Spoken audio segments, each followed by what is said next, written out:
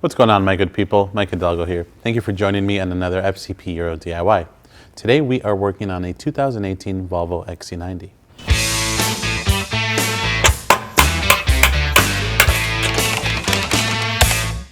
Today on the XC90 we are going to be covering how to replace your fuel pressure sensor. This is going to be on the low side of the system. This car has a returnless system, meaning that instead of having lines that feed back into the tank, it has a pressure sensor to tell the pump how hard to work. So when this pressure sensor goes bad, it can send either insufficient power to the pump or too much power to the pump, causing the car to run poorly, poor performance, poor MPGs, and more than likely a check engine light on the dash. So this should be a pretty straightforward replacement. All we have here is the sensor itself. We shouldn't need too many tools, which, talking about tools, let's take a look at what we're gonna need. For this DIY, we need a T40 to get the beauty cover off of the engine. We have some shop towel and a small pick in case we need it for the electrical connector, and some gloves would be helpful since we're going to be dealing with fuel. Now that we know what we're working with, let's go ahead and get started. All right, we have 4 T40s to remove from this beauty cover, and then we're going to lift it up. I'm just going to zap them out with the electric ratchet, which is going to be overkill, but quick. And set that baby to the side, and right below is our fuel pressure sensor. You'll notice the electrical connector right here. We'll start with removing that first. There's a little release tab here, and oh, look at that. I didn't even look left. We're gonna ignore that for now and stick to the plan. Fuel pressure sensor, let's get that disconnected. I'm just pushing on the tab and pulling back, and that's released. I'm gonna get my shop towel underneath. It's kind of around everything. Nice this end. We'll start with this end. There we go. So to get this connector off for this, we're going to pull it up, and that's going to help unlock it.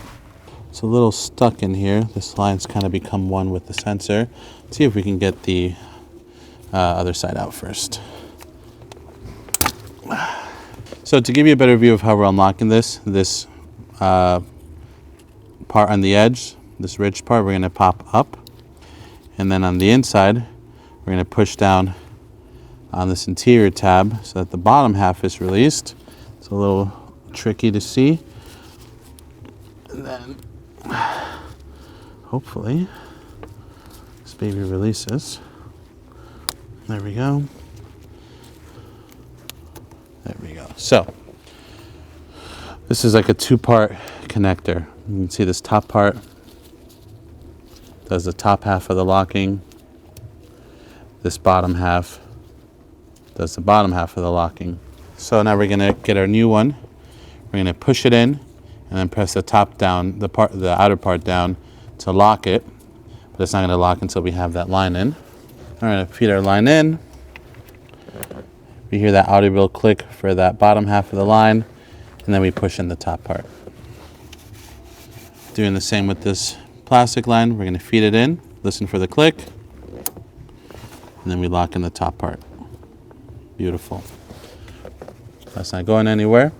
We got our electrical connector back in. Listen for that click. And our fuel pressure sensor is installed, my good people. We're going to come back and clean this up in a minute, but just to show you how we would wrap this up, we'd put our beauty cover back over and then just pop those babies in. It'll probably take a couple primes to get the engine to start back up, but once you're going, you're good to go. Not a bad idea to do some more cleanup under here. Like you saw, we're going to come back here and clean all that mouse nesting up.